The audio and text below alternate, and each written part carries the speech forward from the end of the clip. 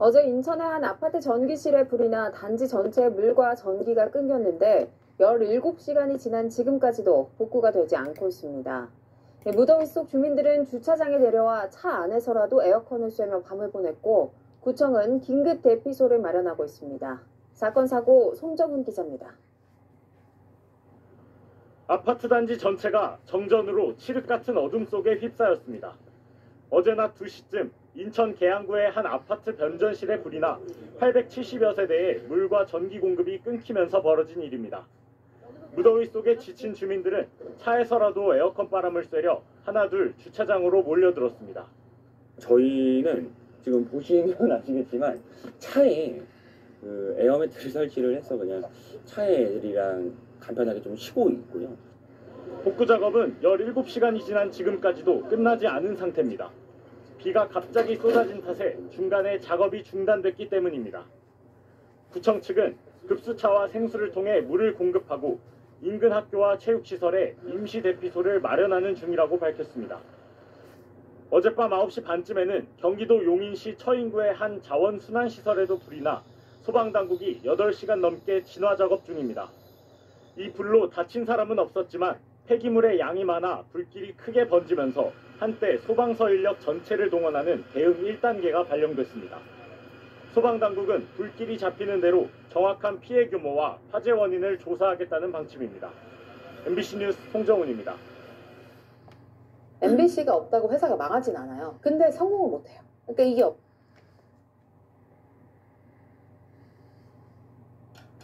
임팩타민에 대한 알 권리.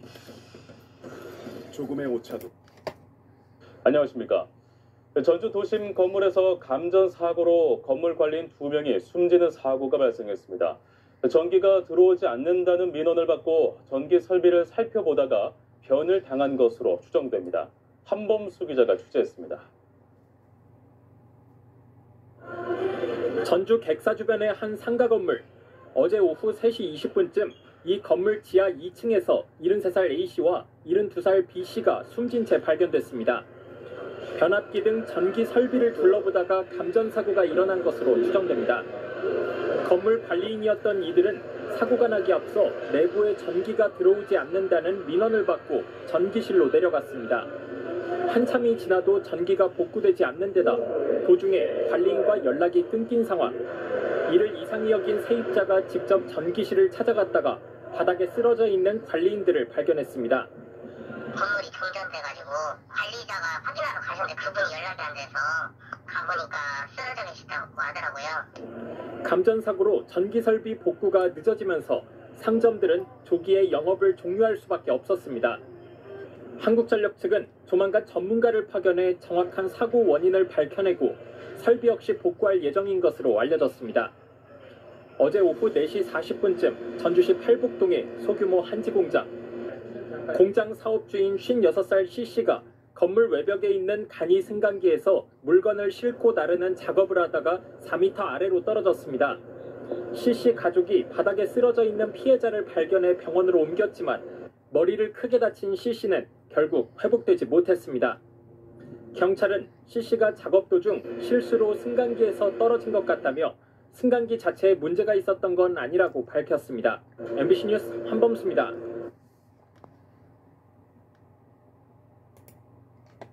오늘 세종시 목욕탕에서 감전 사고가 발생해 70대 여성 3명이 숨졌습니다. 네, 이들은 같은 동네에 사는 이웃으로 파악됐는데 경찰과 소방은 누전 가능성을 의심하고 있습니다. 취재기자 연결합니다. 홍란 기자, 정확한 사고 원인 나왔습니까? 네, 아직까지 정확한 사고 원인은 나오지 않았지만 목격자 등의 진술로 봤을 땐 감전일 가능성이 높습니다.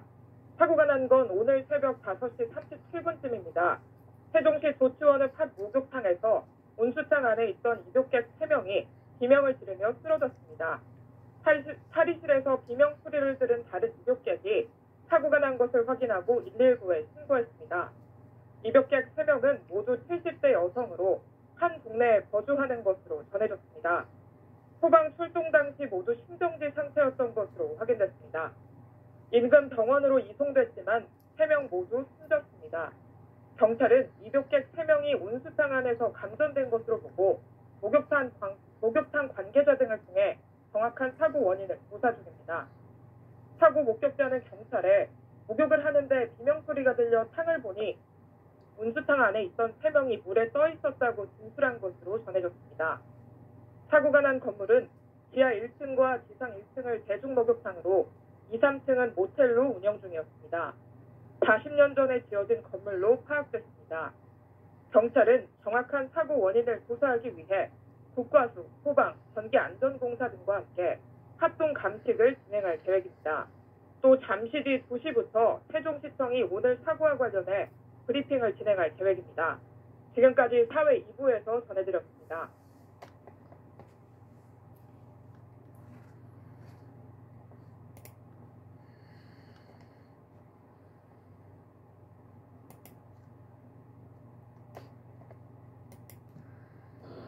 요즘 자주 발생하는 폭염 피해 중에 하나는 정전 사고입니다.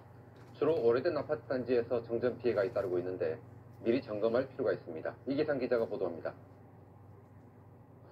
광주시의 한 아파트 단지에서 밤 9시를 넘은 시각 30분 넘게 정전 사태가 계속됐습니다. 섭씨 30도를 웃도는 여름밤 300여 가구 주민들이 찜통 더위에 시달렸습니다. 한전이 긴급 출동해 아파트 단지 내 전기 공급을 복구했습니다. 세대마다 전기 쓰는 양이 다르잖아요. 어느 한쪽이 많거나 어느 한쪽이 적으면은 불평형이잖아요. 그것 때문에 동작하지 않았을까라고도 판단이 돼요.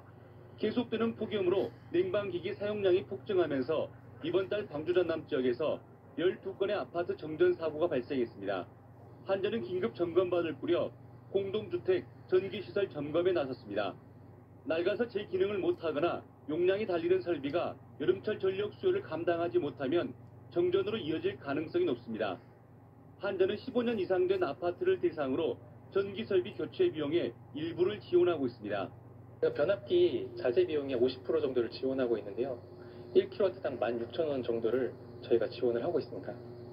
지난주 한 자릿수까지 떨어졌던 전력 예비율은 본격적인 휴가가 시작되면서 두 자릿수를 회복해 다소 여유가 있는 편입니다. 하지만 전력 사용 쏠림 현상으로 인한 노후 아파트 정전 사태는 때와 장소를 가리지 않고 도사리고 있습니다. MBC 뉴스 이계상입니다.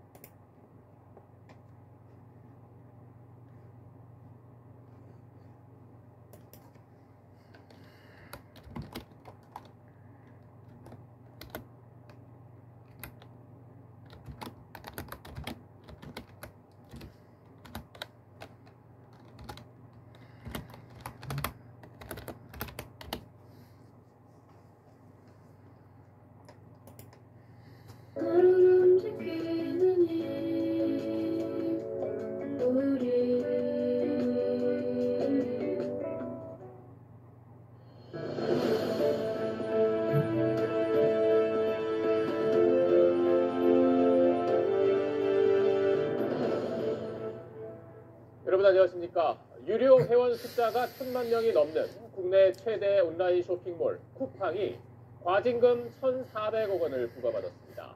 공정거래위원회는 쿠팡이 자기 회사 제품을 더 많이 팔기 위해서 검색 순위를 조작하고 또 임직원들을 동원해 좋은 후기를 쓰도록 했다고 판단했습니다. 오늘 첫 소식 권영인 기자가 전하겠습니다.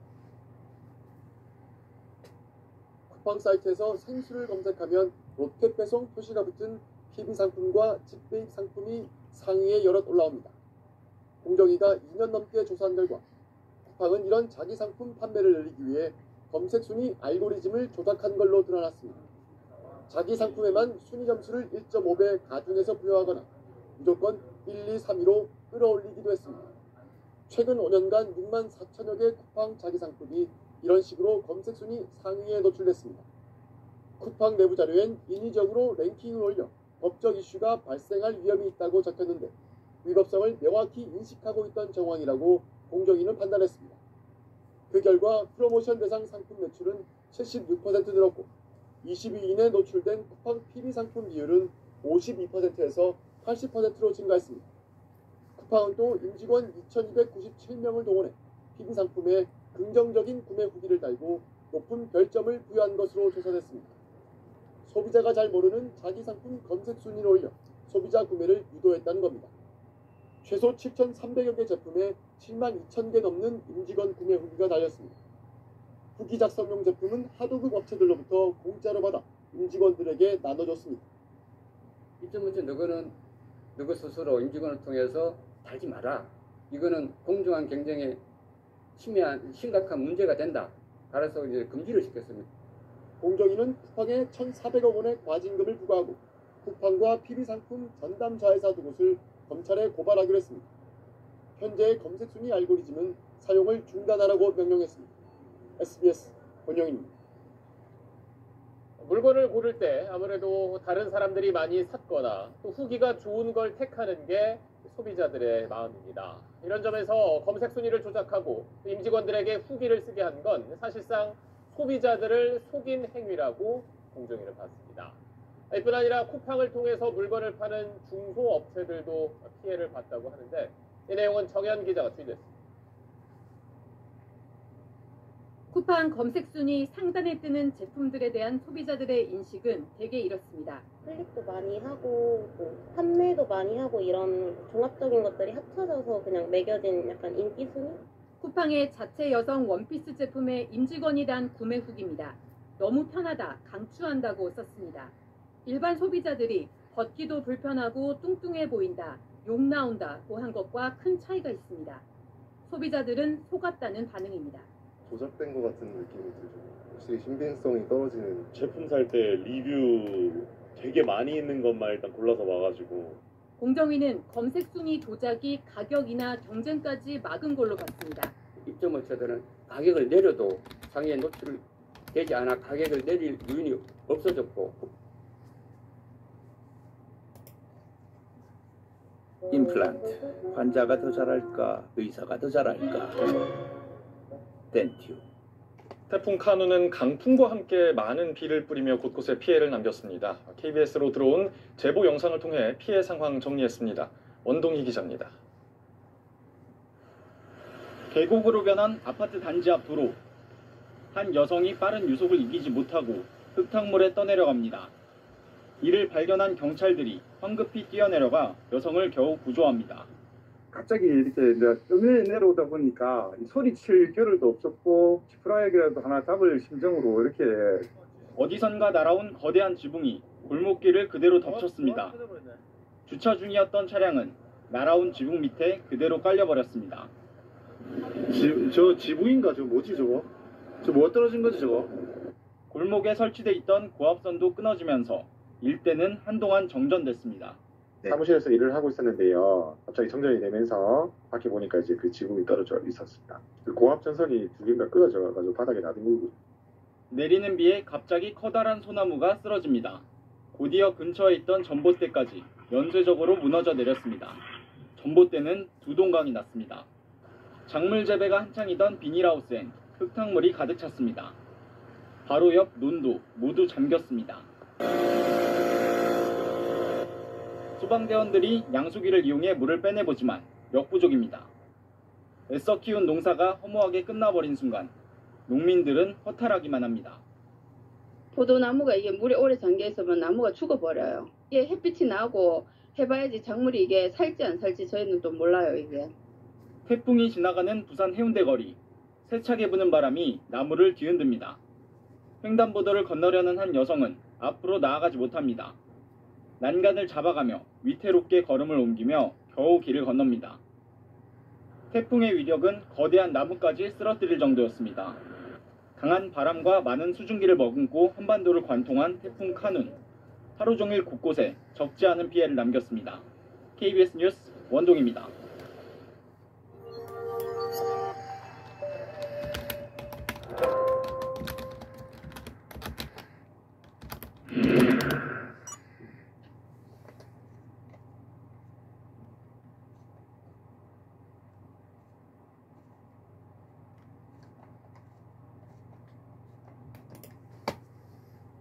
네, 여러분 안녕하십니까? 부산교통공사가 도시철도에서 자살을 시도한 이들을 잇따라 경찰에 고발했습니다. 지하철 투신을 막기 위한 일종의 예비책인데 여러분은 어떻게 생각하십니까? 김민옥 기자가 보도합니다. 지난 14일 오후 부산 도시철도 1호선 동래역. 59살 김모 씨가 선로에 떨어질 듯 비틀거립니다. 김 씨를 본 시민들이 붙잡아 다행히 선로에 떨어지진 않았습니다. 역으로 진입하는 열차는 5m 앞에서 급정거했습니다. 만취 상태였던 김 씨는 자살을 시도했다고 밝혔습니다. 내가 죽으려고 하는데 당신들이 왜 제지를 하느냐. 그러면서 이제 저희들과 이제 뿌리치고 막. 부산교통공사는 김 씨를 현장에서 경찰에 인계한 뒤 사고 당일 곧바로 고발장을 제출했습니다. 김 씨가 업무를 방해했다는 겁니다. 승객이 직접 선로로 뛰어들지 않고 미수에 그친 사건에 대해 부산교통공사가 형사 고발 조치까지 취한 것은 이번이 처음입니다. 부산교통공사는 지난 4일 도시철도에서 자살을 시도했다 부상을 입은 20대 여성에 대해서도 고발장을 제출한 바 있습니다. 부산교통공사는 도시철도에서 자살을 시도하는 이들에 대한 업무방해 혐의 고발이 투신사고 예방에 도움이 될 것으로 기대하고 있습니다. 경찰은 고발장이 제출된 만큼 사실 여부에 대한 조사를 벌일 계획입니다. 그 사람들이 주장하는 내용하고 맞는지 일단은 사실 조사를 해봐야 된다. 최근 4년 동안 부산 도시철도에서 발생한 자살 사건만 21건. 부산교통공사가 당사자들에 대한 경찰 고발이라는 카드를 꺼내둔 가운데 기대만큼의 효과를 거둘 수 있을지 결과가 주목됩니다. KNN 김민웅입니다.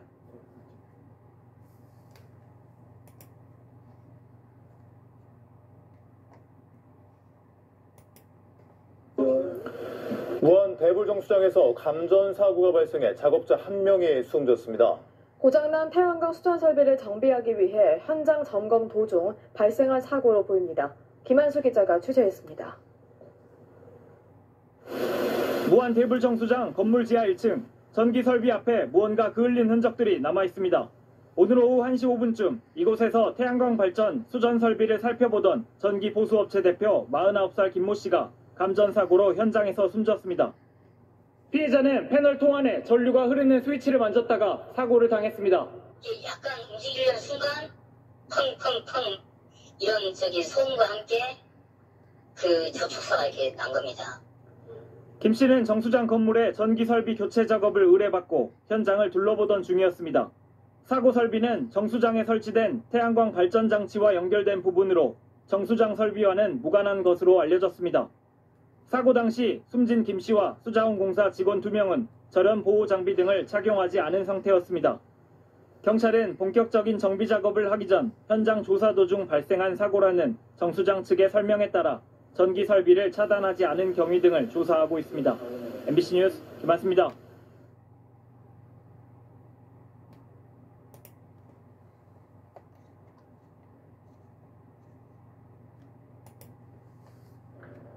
가수 손호영 씨 소유의 자동차 안에서 여성의 시신이 발견돼 경찰이 수사에 나섰습니다. 숨진 여성은 손 씨와 사귀던 사람인 것으로 밝혀졌습니다. 보도에 공윤선 기자입니다. 서울 강남경찰서는 어제 오후 서울 압구정동의 한 아파트 단지에 주차돼 있던 손호영 씨의 승합차에서 젊은 여성이 숨진 채 발견됐다고 밝혔습니다. 시신은 일주일가량 불법 주차돼 있던 손 씨의 차량을 견인하는 과정에서 발견됐습니다. 경찰은 차량 내부에 번개탄 3개와 화로 등이 함께 발견된 점으로 미뤄 여성이 차 안에서 스스로 목숨을 끊은 것으로 보인다며 추가 조사 뒤 필요할 경우 국립과학수사연구원에 시신 부검을 의뢰할 예정이라고 덧붙였습니다. 손 씨는 어젯밤 10시부터 2시간가량 참고인 신분으로 조사를 받은 뒤 귀가한 것으로 알려졌습니다. 손 씨의 소속사는 숨진 여성은 손 씨와 1년여간 진지하게 교제한 일반인이라며 해당 승합차는 숨진 여성의 운전 연습을 위해 손 씨가 빌려준 것으로 알고 있다고 설명했습니다. MBC 뉴스 홍민선입니다.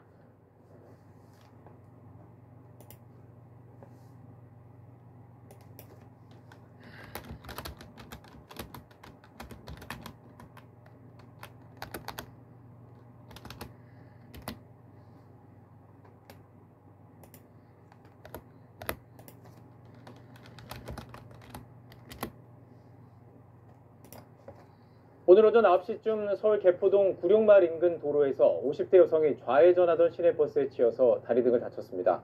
사고 당시 피해 여성은 보행 신호를 받아 횡단보도를 건너고 있었고 버스는 비보호 상태에서 좌회전했던 것으로 조사됐습니다.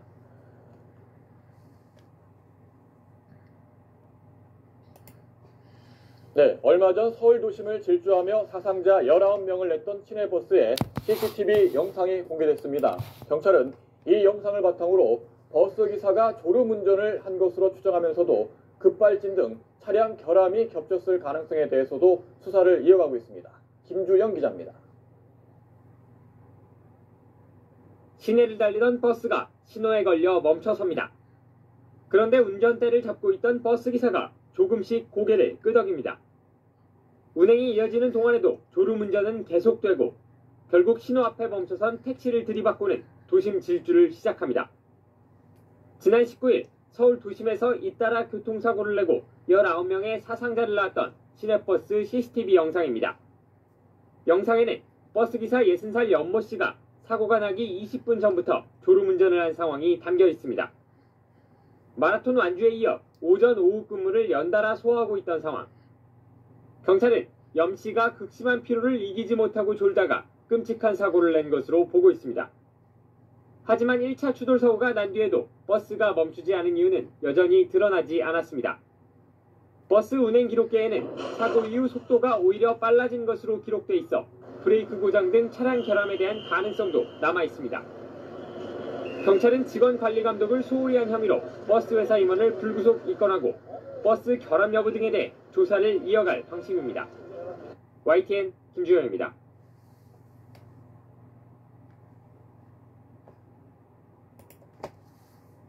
이 사고가 난 버스의 블랙박스 영상이 공개가 됐는데요. 영상 함께 보시겠습니다. 네, 버스가 양재 나들목 쪽으로 들어서고 있습니다. 버스에는 선글라스를 착용한 버스 기사 그리고 보시는 것처럼 승객 4명이 앉아 있습니다. 자, 일부 승객은 보시는 것처럼 단잠에 빠진 모습도 보이는데 앞서던 차량들이 차량 정체로 서서히 멈추기 시작합니다. 그런데 버스는 속도를 줄이지 않고 그대로 승용차를 향해서 돌진을 하다가 보시는 것처럼 추돌을 하고 맙니다. 놀란 기사가 이제 브레이크를 그제서야 밟는 것처럼 보였는데 흰색 승용차, K5 승용차를 올라탄 버스는 앞서 있던 승용차 2대와 또 잇따라 충돌한 뒤에 가드레일을 들이받고서 멈춰섭니다.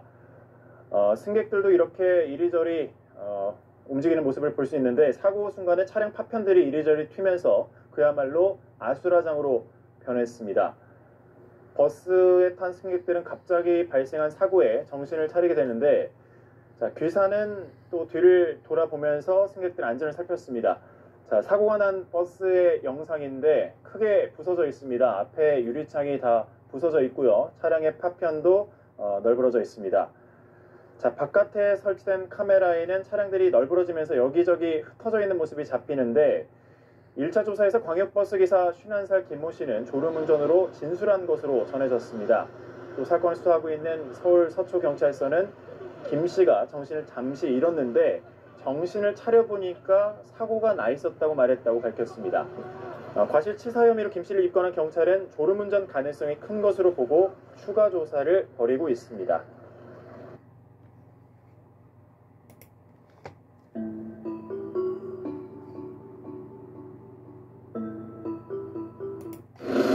지난 25일 집중호우로 인해서 버스가 급류에 떠내려가는 사고가 발생을 했습니다. 실종자는 7명이나 되는데요. 지금까지도 이 실종자를 찾기 위한 수색이 벌어지고 있습니다. 어떻게 된 사건인지 취재했습니다.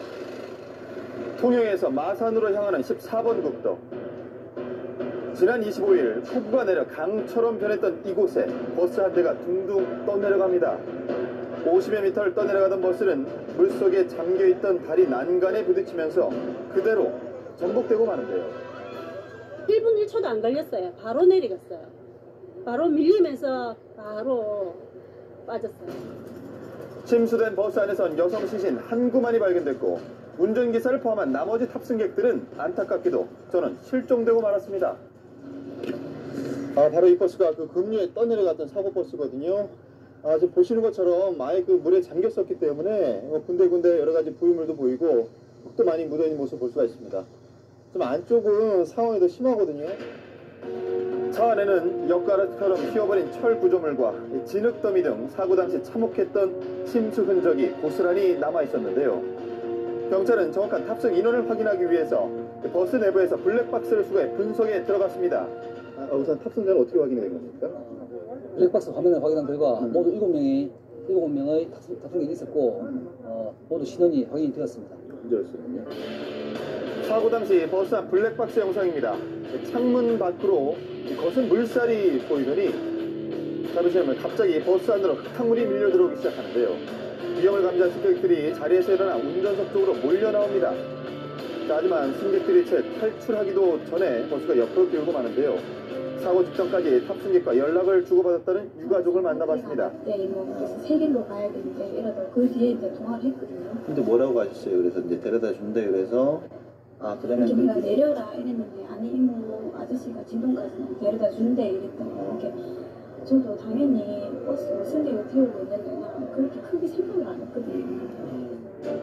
유가족에게 온 마지막 문자는 집중 호우로 물이 불어났지만 목적지까지는 무사히 갈 것이라고 가족을 안심시키는 내용이었는데요. 여기 서서 못 가게 해서 기다렸다가 네가 좀 그치면 가라 하든지 그랬어야지. 이거는 있을 수가 없는 일이거든요. 상대적 목숨을 살 수 있는데 이거는 지금 아니라니까 이거는요. 100%. 꽃다운 20살, 꿈 많던 여대생은 2학기 개강 첫날 다시는 돌아올 수 없는 곳으로 떠났습니다. 유가족들은 이번 사고가 인재라고 주장하며 경찰에 강력한 수사를 요구하고 있는데요. 이곳이 바로 사고가 발생한 장소입니다. 주민들의 말에 따르면 버스가 다니지 않는 일반 농로라고 하는데요. 그렇다면 버스는 그 당시 왜 이 길을 선택했던 것일까요? 사고 당일 마산으로 향하던 71번 버스는 물이 범람해 하천 앞 큰 도로로 갈 수 없게 되자 노선이 아닌 우회 도로를 택했다가 물길에 휩쓸리고 말았습니다. 이 농로는 길이 좁은 데다 사고 당시 흙탕물로 가득 차 있었는데요. 빠져가지고 내려왔다니까. 여성 둘이서 살려주라고 손을 이리 사더랍니다. 사람은 살려줄 이리 살기는 물이 많아서 살려줄 수가 없더랍니다. 가까이 다가갈 수가 없던 거예요? 예, 물이 너무 많았겠어요. 차가 다닐 수 있는 길이에요? 길이? 아니에요. 버스가 다니는 길은 처음이에요. 이쪽으로는 이제 완전 버스 못 다니지. 못 다니죠. 예. 그렇다면 버스는 왜 이렇게 폭우 속에서 무리한 운행을 강행했을까요? 매뉴얼 내가 하긴 하는데 저희가 길이 아니면 가지 말라고 얘기하죠. 기본적으로. 그런 메시지가 저희가 제가 보냈거든요. 자연스레죠. 해당 운수업체에선 운행을 강행한 적이 없으며 호우주의 메시지도 보냈다고 주장하는데요. 그렇다면 운전기사 개인의 잘못된 판단이었을까요? 그쪽을 굳이 계속 가려고 했던 이유가 없어요. 우회를 해서 해라고 문자를 받았기 때문에 그렇게 한 거죠. 사실상 운행을 중지해라고 했으면 운행을 중지를 했겠죠. 사고 책임 논란이 계속되고 있는 가운데 운전기사의 시신이 발견됐습니다. 하지만 그는 아무런 대답도 해줄 수 나 없는 같으면은 손님이 없는 것좀 당연히 있었을 거야. 우리가 내가 그 상황을 당했어도. 네. 근데 이제 사람이 다가 있었고 종점까지는 가야 되겠다는 어떤 책임과 의무 사항이 좀 많이 있었겠나 싶어. 기사 입장에서. 6명의 사망자와 1명의 실종자를 낸 창원 시내버스 침수 사고. 자연재해인가 인재인가? 그 누구도 쉽게 대답할 수 없습니다. 중요한 건 우리는 그동안 자연의 힘을 너무 과소평가해왔다는 사실 아닐까요?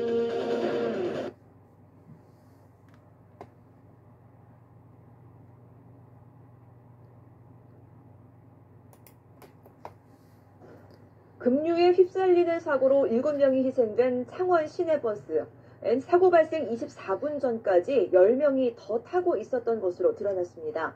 이들은 버스가 우회 노선을 선택하자 곧바로 버스에서 내려서 참사를 피할 수 있었습니다. 차주하 기자입니다. 폭우가 쏟아진 지난 25일 오후 1시 71번 시내버스에 올랐던 22살 나용현 씨. 운전면허 시험을 보러 가는 길이었습니다. 버스는 기존 노선이 산사태 등으로 통제되자 이미 수차례 경로를 바꾼 상태. 급기야 도로가 침수되면서 버스가 유턴을 해 먼 길로 돌아가려고 하자 나 씨는 버스에서 내렸습니다. 거기도 물이 막혀 있으니까 그 버스 타고 있던 동네 주민들이 이제 여기서 내려서 갈 수 있으니까 여기서 내려달라 해서 같이 막 탔었는데 진짜 안타깝다. 막. 사고 버스에 탔던 승객 중 10명은 물에 잠긴 도로 때문에 버스가 우회하자 이 정류장에 마지막으로 내리면서 사고를 피했습니다. 종점을 앞두고 도로가 허리까지 물에 잠겨 길이 막히자 버스는 돌아가기 위해 방향을 돌렸고 이때 승객 10명이 함께 내린 겁니다. 남은 탑승자 7명을 태운 버스는 왔던 길을 돌아가 하천 옆 논뚝길을 따라가다가 불어난 하천물에 휩쓸렸습니다. 승객 10명이 내린 지 24분 만에 벌어진 사고입니다. 그 당시에 합세했던 사람들에 대한 판문을 실시해서 그 당시에 어떤 이야기들이 오고 갔으며 무슨 상황을 쓰는지에 대해서 수사를 할 계획입니다. 한편 어제 저녁 사고 사흘 만에 마지막 실종자의 시신이 수습되면서 버스 탑승자 7명은 결국 모두 숨진 채 발견됐습니다. KBS 뉴스 차조입니다.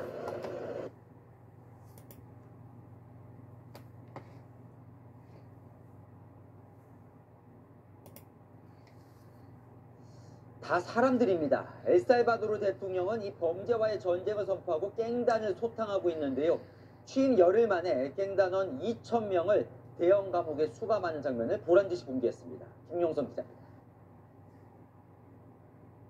속옷만 입은 수감자들이 일제히 건물 안으로 달려갑니다. 등 뒤로 손이 묶인 채 고개를 들지도 못합니다. 어느덧 건물 안은 수감자들로 빼곡히 들어찹니다. 이들은 폭력과 마약 범죄에 연루된 갱단 2,000여 명으로 교도소 3곳에 분산되어 있다가 대형 감옥 세코트에 옮겨진 겁니다. 나이브 부켈레 엘살바도르 대통령이 이달 1일 두 번째 임기를 시작한 후 열흘 만에 단행한 조치입니다. Este pueblo salvadoreño tomó la decisión de seguir al pie de la letra la receta y juntos nos libramos del cáncer de las pandillas. 부켈레 대통령은 자신의 SNS에 직접 이감 영상을 공개했는데 수감자들의 얼굴도 그대로 노출했습니다. 그러면서 국민에게 저지른 범죄에 대한 대가를 치를 것이라고 밝혔습니다. 부켈레 대통령은 범죄와의 전쟁을 선포하며 지난해 이 감옥을 직접 완공했습니다. 이곳에 수감된 사람들은 현재까지 14,000여 명에 달합니다. 특히 15,000V 전기 철조망과 19개의 감시탑이 설치돼 있고 연회도 불가능한 것으로 알려졌습니다. 엘살바도르에서 2022년 3월부터 갱단 연루 혐의로 인구의 1%인 7만 명 이상이 체포되면서 일각에서는 인권 유린이라는 비판도 나옵니다. 채널A 뉴스 김용성입니다.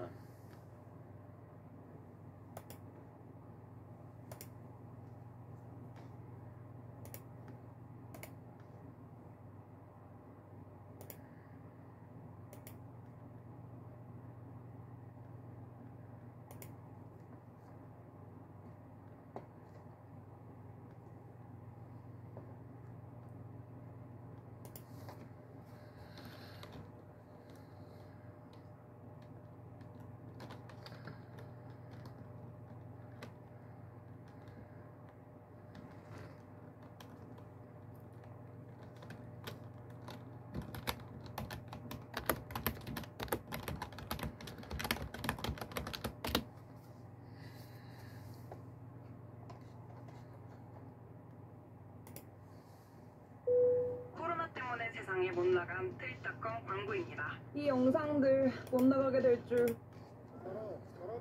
선로를 벗어나 뒤집힌 열차 위에 승객들이 올라와 있습니다. 열차 주변은 아수라장입니다. 현지 시간 18일 오후 2시쯤 이집트 수도 카이로에서 40km 정도 떨어진 투쿠에서 열차 탈선 사고가 발생했습니다. 최소 11명이 숨지고 98명이 다쳤습니다. جينا عند النور السواق كده قام مسرع القطر شويه وفي مقصات فلقينا نفسنا بقى كلنا راكبين فوق بعض وتراب ومبقناش شايفين نخرج وربنا ستر الحمد لله. 이집트에서는 지난달에도 열차 추돌로 19명이 숨진 바 있습니다. 남아프리카 공화국 케이프타운의 테이블 마운틴. 거대한 기둥 모양의 연기가 뿜어져 나오고 불길이 솟구칩니다. 소방 헬기가 물을 뿌리지만 소용이 없습니다. 테이블 마운틴은 테이블 모양의 아름다운 절벽으로 유명해 세계 7대 자연경관으로도 꼽힙니다. 현지 시간 18일 오전에 시작된 산불은 바람을 타고 통제 불능 상태로 인근 케이프타운 대학까지 번졌습니다.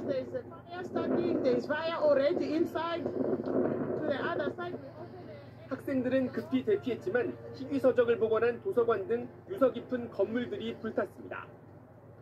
당국은 이번 산불이 불황자의 방화로 시작됐을 가능성에 무게를 두고 있다고 현지 언론이 전했습니다. 소방당국은 헬기 4대와 소방관 200명을 투입했지만 건조한 날씨와 바람 때문에 진화에 사흘 이상 걸릴 것으로 보고 있습니다.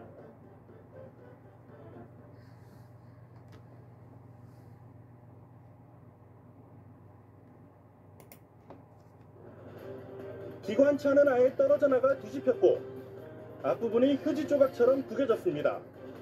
탈선한 다른 객차 한 칸도 떨어져 나가 만신창이가 됐고 나머지도 차체가 기울어졌습니다. 전깃줄을 버티던 기둥은 넘어져 열차를 덮쳤고 전깃줄은 실타래처럼 엉켜버렸습니다. 사고가 난 건 오늘 새벽 3시 40분쯤 서울 용산역을 출발해 여수 엑스포역으로 향하던 무궁화호 열차가 여수 율촌역을 앞에 두고 탈선한 겁니다. 보시는 것처럼 열차가 율촌역을 진입하면서 탈선해 순식간에 아수라장이 됐습니다. 찍 소리가 나면서 쾅 하는 소리가 났습니다. 밖에 나와 보니까 열차가 탈선되어 있는 것을 확인했습니다. 이 사고로 기관사 53살 양모 씨가 숨졌고 부기관사 정모 씨를 비롯한 승객 7명이 부상을 당했습니다. 이번 사고로 전라선 여수 엑스포역과 순천역 사이 구간 열차 운행이 중단돼 하루 종일 이용객들이 큰 불편을 겪었습니다. 코레일 측은 복구에 최장 20시간이 걸리는 만큼 밤샘 복구 작업을 거쳐 내일 새벽 5시 첫 열차부터 정상 운행하겠다고 밝혔습니다.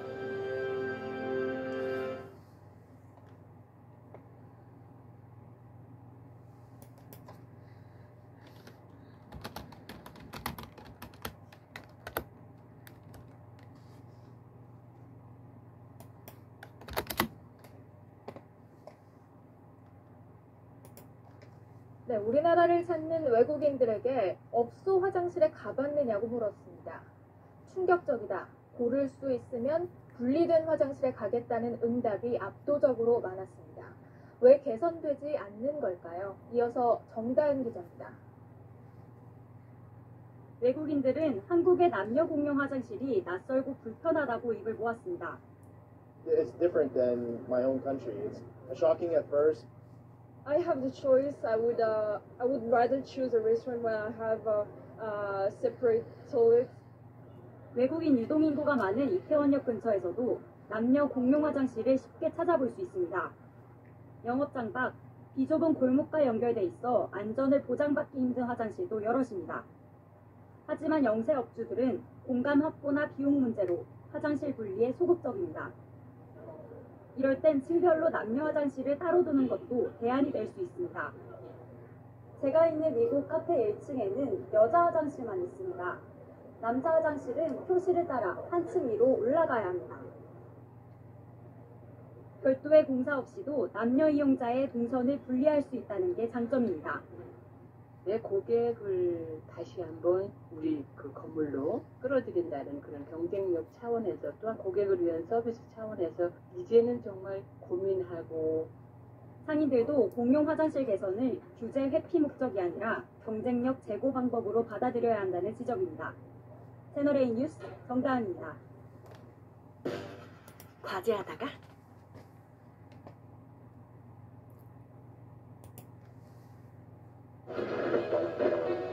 그래, 호주의 아름다움을 느껴보세요. 하늘에서는 물론 지상에서 그리고 예상치 못한 곳에서까지 뭘 망설이고 있나요? 진짜 호주를 만날 시간 그데이. 네, LA 한인타운 내 화장실 사용 어떻습니까? 정부의 성중립화 방침에 따라 남녀가 공용으로 사용하는 화장실로 변했습니다. 그런데 한인들의 불만이 높다고 합니다. 남녀 모두 다 예전보다 더 불편해졌다고 하소연하고 있습니다. 이상민 기자가 한인타운을 취재했습니다. 얼마 전 남녀 공동 화장실을 이용한 20대 여성 오모 씨. 화장실을 사용하던 도중 황당한 일을 당했습니다. 한 남성이 화장실 밖에서 수차례 노크를 한 뒤 문고리를 잡고 흔들었습니다. 남성이 화장실 안에 있는 여성에게 빨리 나오라고 재촉까지 했다는 겁니다. 먼저 화장실을 쓰고 있는데 누가 이제 문을 급하게 열려고 해서 그래서 제가 이제 다 화장실을 쓰고 이제 나왔을 때 남자가 들어오는 경우에는 조금 좀 민망한 점이 없잖아 있죠. 같은 데를 쓰고 공용을 하는 거니까.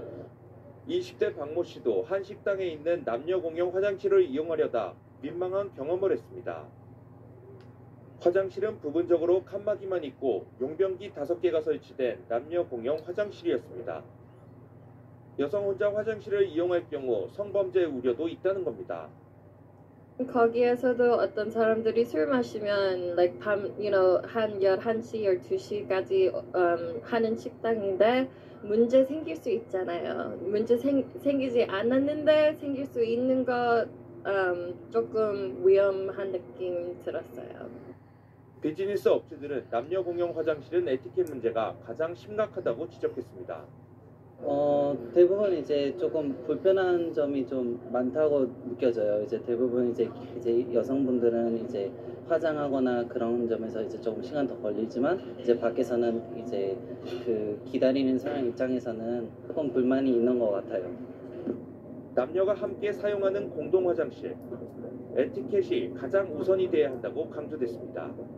LA에서 SBS 이사면입니다.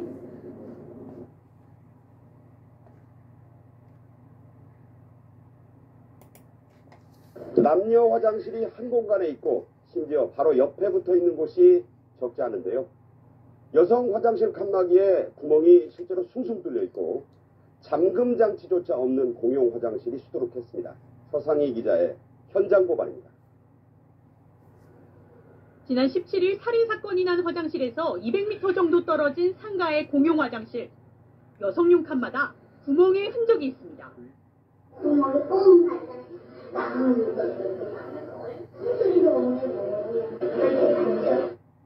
뚫린 구멍에 휴대전화를 대보니 바로 옆 칸이 훤히 보입니다. 누군가 엿보기 위해 일부러 뚫어놓은 겁니다. 관할구청과 인근의 또 다른 공용 화장실을 살펴봤습니다. 여성 칸에 잠금 장치조차 없습니다. 이렇게 화장실 내부에 여성과 남성 공간이 가까이 있을 정도로 아무런 구분이 없는데요. 보시는 것처럼 문짝이 떨어져 있는 등 열악한 환경입니다. 여성들은 불안감을 넘어 두렵습니다. 공중 화장실을 갈 때 저도 모르게 항상 주변을 먼저 확인하고 써요. 두렵죠. 화장실을 일단 남자들이 없으면 일단 들어가잖아요. 볼일 보고 있는데 남자가 들어오면 좀 불안하죠. 공용 화장실 문제는 오래된 건물이 많은 대학가가 더 심각합니다. 그 사건 터지고 나니까 더 조심스러운 건 있죠. 친구들이랑 꼭 가려고 노력하고. 실제 공중 화장실은 각종 범죄의 온상입니다. 특히 공중 화장실 범죄의 절반 정도는 성범죄여서 피해자도 대부분 여성입니다. 그러나 법적으로 남녀 화장실 분리를 강제할 순 없는 상황. 2000제곱미터 이상 상가시설 공중 화장실은 분리해야 하지만 2004년 이전에 지어진 건물은 대상이 아닙니다. 서울시는 관련 법 개정을 국회에 건의하는 등 대책을 마련하겠다고 밝혔습니다. 채널A 뉴스 서상입니다.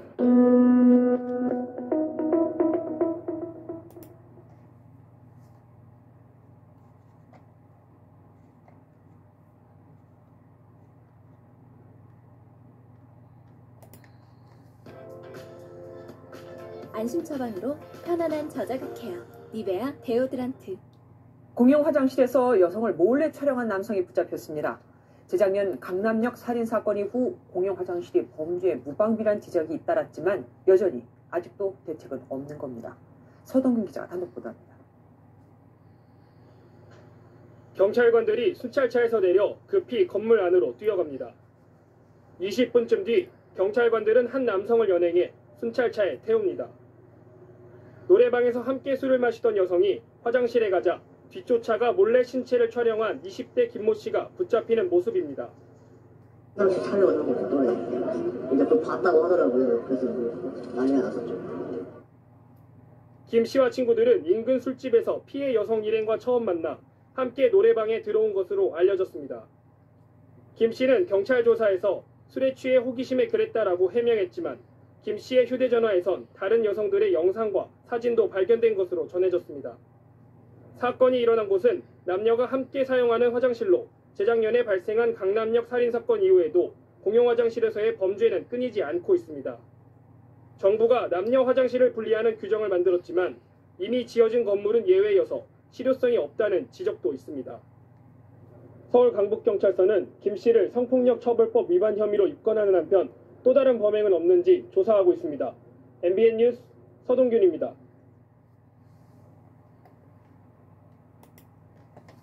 여장을 하고 대학교 도서관 여자 화장실에 들어가서 몰래 카메라를 설치해서 여성의 신체 부위를 촬영한 30대 남성이요. 실형이 선고됐습니다. 1심에서는 집행유예였지만 이 오랜 기간 촬영이 이루어졌고 수법이 매우 불량하다는 이유로 법정 구속됐습니다. 이승재 기자입니다. 서울의 명문 사립대를 졸업하고 사법고시를 준비하던 35살 김모 씨는 2010년 모교도서관을 찾았습니다. 김 씨는 여장을 하고 여자 화장실에 들어가 미리 작동시킨 휴대전화를 생리대 비닐 케이스에 넣어 화장실 안에 숨기고 나왔습니다.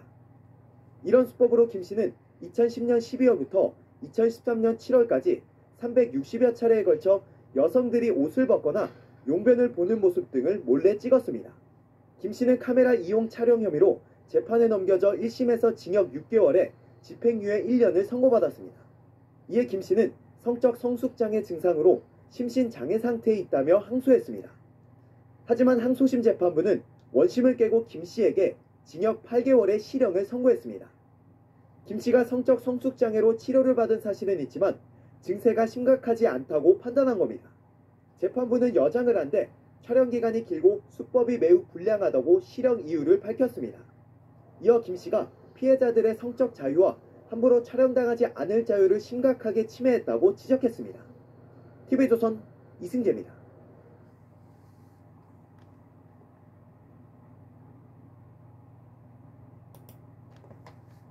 네, 회식 자리에서 여자 화장실에 카메라를 설치하고 여직원들의 행동을 훔쳐본 회사원이 경찰에 붙잡혔습니다.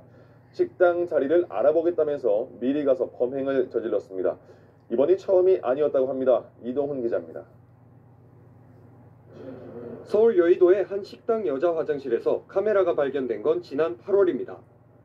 대기업 계열의 보험사의 과장으로 근무하는 김모 씨가 설치한 겁니다. 김 씨는 동료 직원들에게 회식 자리를 예약하겠다며 이른 오후 식당을 방문했는데 식당 종업원은 예약을 하러 왔다는 김 씨가 오랫동안 화장실에 있던 것을 수상하게 여겼습니다. 여자 화장실에 평소 청소도구가 없던 칸이 지저분하게 어지럽혀져 있자 정리하는 도중에 카메라가 나와 경찰에 신고했습니다. 출동한 경찰이 추궁하자 김 씨는 결국 범행을 시인했는데 조사 과정에서 이번이 처음이 아닌 것으로 드러났습니다. 김 씨는 지난 6월부터 8차례에 걸쳐 회사 워크숍이나 세미나가 열리는 리조트의 여자 화장실에도 카메라를 설치한 것으로 드러났습니다. 늘 회식 장소를 다른 부원들보다 일찍 가던 김 씨를 이상하게 생각하던 여직원들은 경찰 수사와 별개로 이번 달 김 씨에 대한 고소장을 제출했습니다. 고소장엔 사무실 책상 등에 카메라를 설치했다는 내용도 담겼습니다.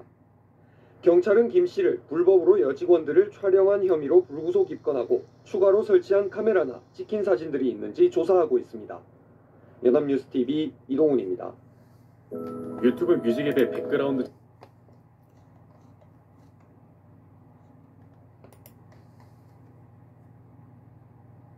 강남에서 묻지마 살인 사건이 발생한 곳은 남녀가 같이 쓸 수 있는 공용 화장실이었습니다. 네, 여성들이 범죄의 표적이 되기 쉬운 장소지만 대부분 관리가 허술합니다. 박상률 기자입니다.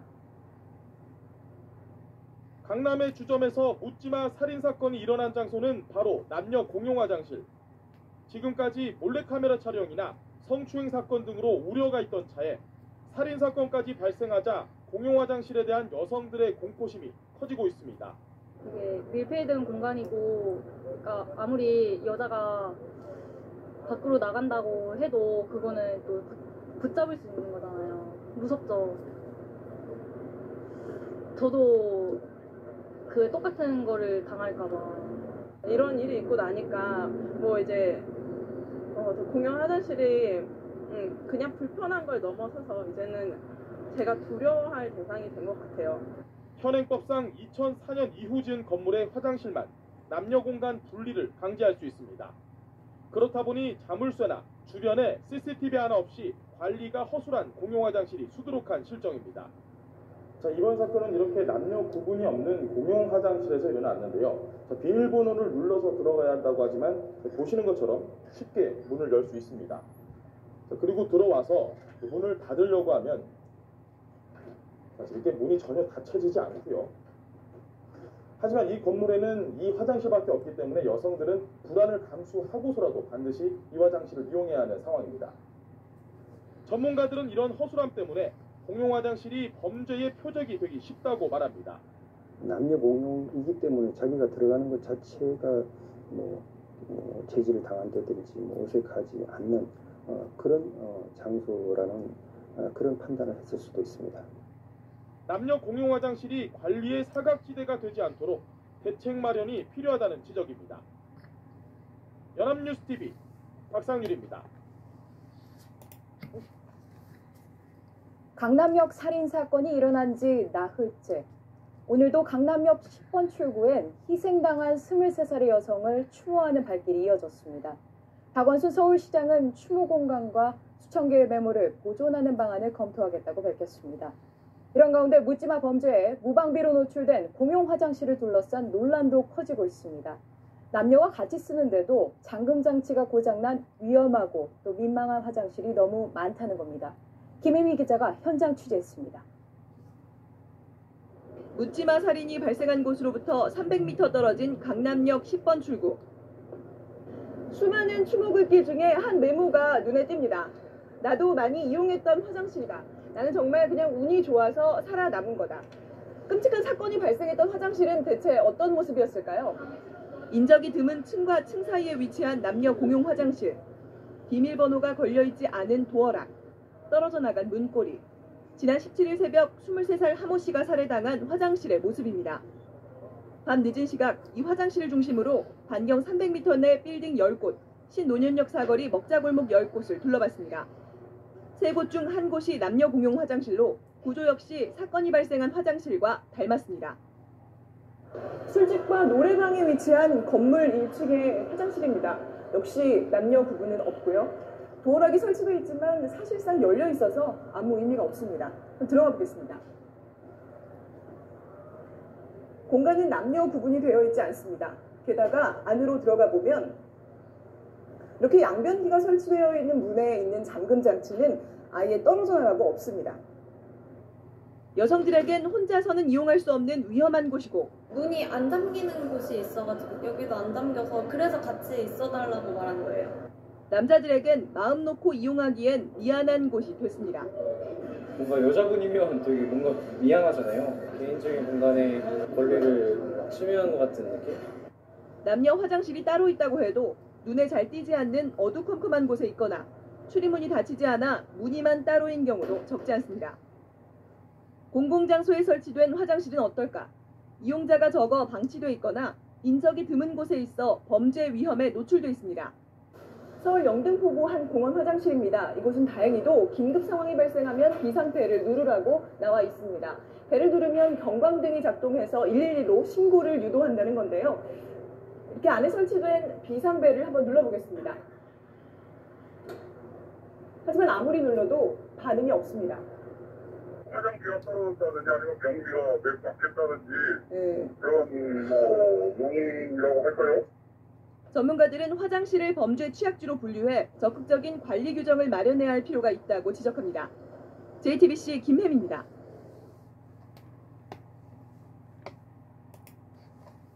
이 소리는 마음을 맞대어 하나가 되는 소리.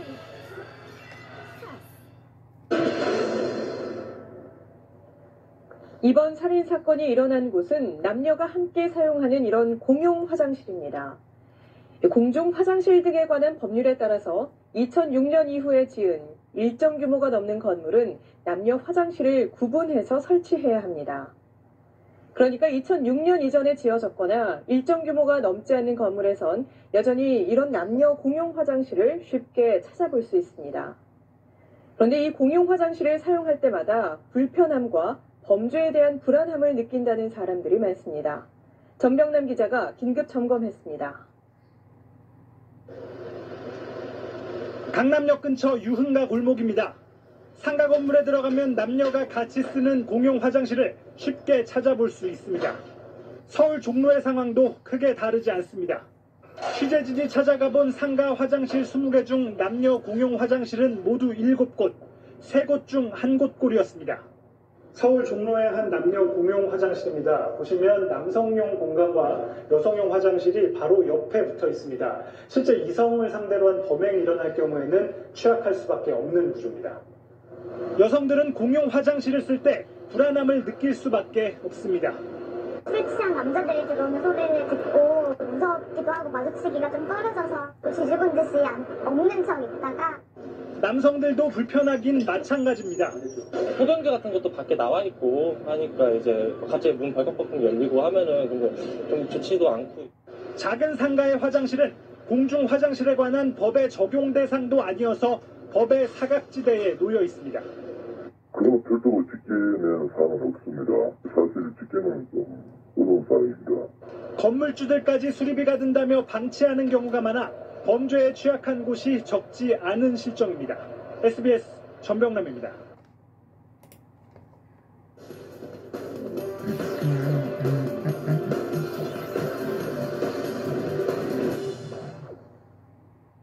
길거리에서 화장실 찾기가 힘들어서 난감했던 경험 한두 번씩 있으실 겁니다. 공중 화장실이 곳곳에 있다곤 하지만 제대로 관리도 안 되고 또 찾기가 힘들어서 무용지물인 곳이 많습니다. 이를 보완하기 위해 지자체에선 일부 민간 화장실도 시민들에게 개방하고 있는데 여기에도 문제가 있습니다.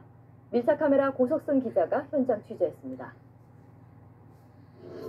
예상치 못한 순간 용변이 급할 때 찾는 공중 화장실. 1분 1초가 급한 사람들에게는 말 그대로 오아시스 같은 공간입니다. 와서 볼일 보고 다시 일하지. 그걸 참으면 벽이 돼요. 이런 도로변에 있는 화장실이 좋으해요. 하지만 시내에서 공중 화장실을 찾기란 쉽지 않습니다. 어렵게 찾았지만 이용하기가 꺼려질 정도로 더러운 곳도 많습니다. 바닥에 휴지가 버려져 있고 먹다 버린 일회용 컵도 아무렇게나 놓여 있습니다. 변기도 막혀 있습니다. 관리카드를 보니 마지막 작성일이 한 달 전으로 써 있습니다.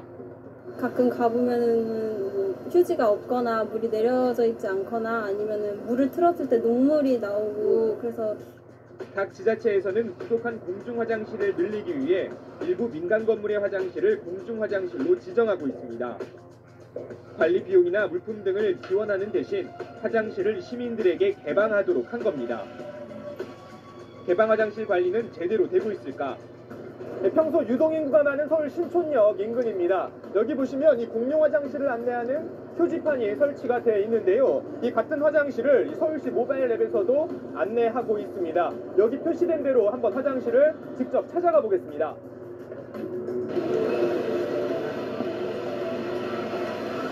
네, 보시는 것처럼 점포 자체가 아예 문을 닫아버려서 화장실을 이용할 수 없는 상태입니다. 이곳뿐만이 아닙니다. 서울 강남의 한 거리, 개방 화장실 안내 표지판을 따라가 봤습니다. 이곳 역시 건물 자체가 폐쇄된 상황입니다. 되게 짜증났어요. 진짜 급해서 화장실을 갔는데 잠겨있으면 진짜 어떻게 할지를. 화장실은 개방돼 있지만 눈치를 주는 곳도 있습니다. 표지판 안내에 따라 들어간 화장실 문 앞에 경고문이 붙어 있습니다. 외부인들의 화장실 이용을 금지한다고 써놓은 겁니다. 아니, 하는데 너무 많이들 이제 정업집에서 와버리니까 아마 그래서 그런 뜻이지. 외부인들이 와서 화장실 가요.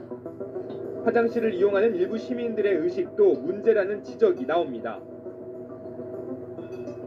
이곳은 건대입구역 인근의 한 상가 화장실입니다.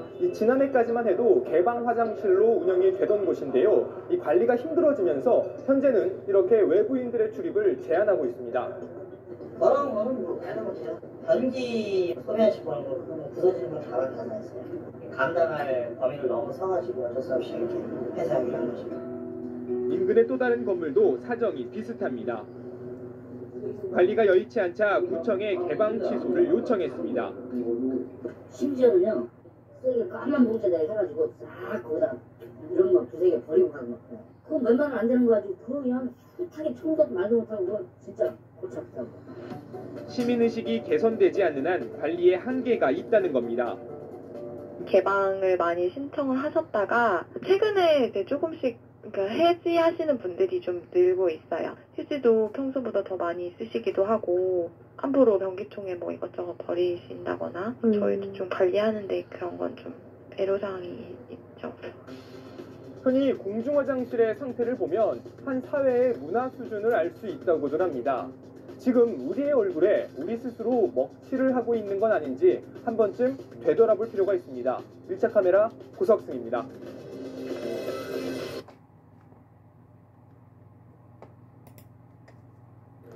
저 당했습니다. 저당 했다고요. 법에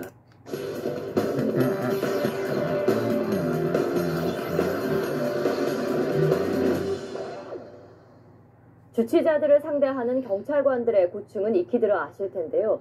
경찰서에서뿐만이 아닙니다. 응급실에도 주치자 권리를 위해 상주하는 경찰이 있습니다. 생명을 다루는 응급실에서 벌어지는 주치자들의 온갖 추태는 더 위험할 수밖에 없겠죠. 이곳에 근무하는 경찰과 하루를 동행해봤습니다. 밀착 카메라 박소연 기자입니다. 이곳은 서울의 한 병원 응급실입니다. 다른 점이 있다면요. 병원 응급실 입구에 이렇게 경찰관석이 마련돼 있습니다. 경찰관과 의료진이 함께 만취자를 관리하는 주치자 응급의료센터로 지정된 곳이기 때문입니다. 지금 시각이 밤 11시에 가까워졌는데요. 밤사이 이곳에서 무슨 일이 벌어질지 한번 지켜보겠습니다. 취객 한 명이 들것에 실려 응급실에 들어옵니다. 성함이 어떻게 되세요? 이름? 소지품 뭐 있어요? 경찰관은 취객의 인적사항을 확인하기 위해 지문을 조회합니다. 온몸이 아프다고 호소하는 취객. 제일 아픈 데가 어디예요 지금? 제일 아픈데? 의료진은 취객의 몸을 이리저리 살펴봅니다. 길거리에서 이제 술을 드시고 이제 쓰러져 계시니까 이제 지나가는 시민분이 신고를 하신 거죠. 잠에서 깬 취객이 주사 바늘을 뽑겠다고 소동을 벌입니다. 뭔데 이러는 거야? 술 드시라고. 아무리 술 먹어도 내가 건강한 분이 가지는데 이게 아니거든. 지금 시각은 새벽 3시입니다. 일반 응급 환자와 분리돼 만취자들을 관리하는 응급실입니다. 이곳을 한번 들어가 보겠습니다.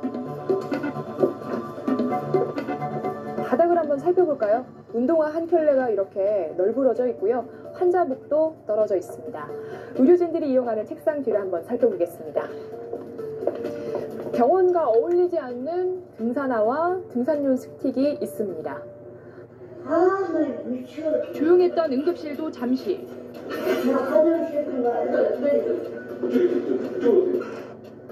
바닥에서 잠을 자고 있는 취객을 일으켜 병상으로 옮기자 소변이 아래로 떨어집니다. 한 젊은 취객은 병상에 누운 채로 구토를 합니다.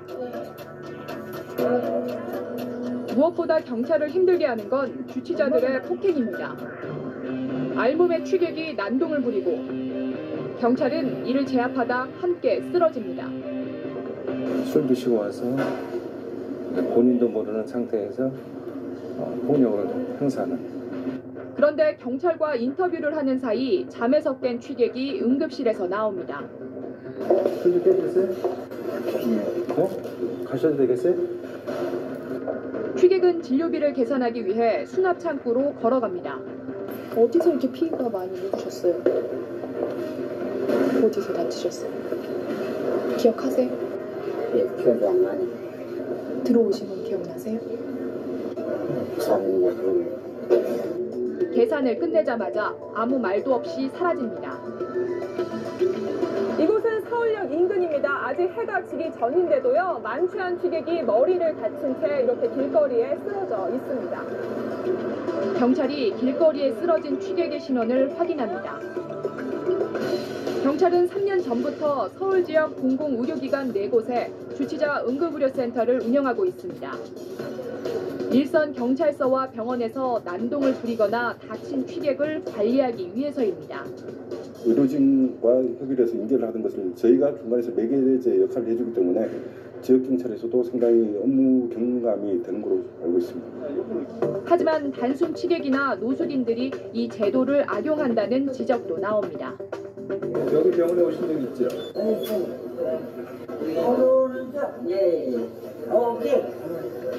주치자 응급의료센터를 이용한 취객이 하루 평균 21명입니다. 사고와 범죄에 노출된 취객을 보호하는 역할을 하고 있는데요. 단순 취객은 또 어떻게 관리해야 할 것인지 고민해야 할 시점입니다. 밀착 카메라 박소연입니다.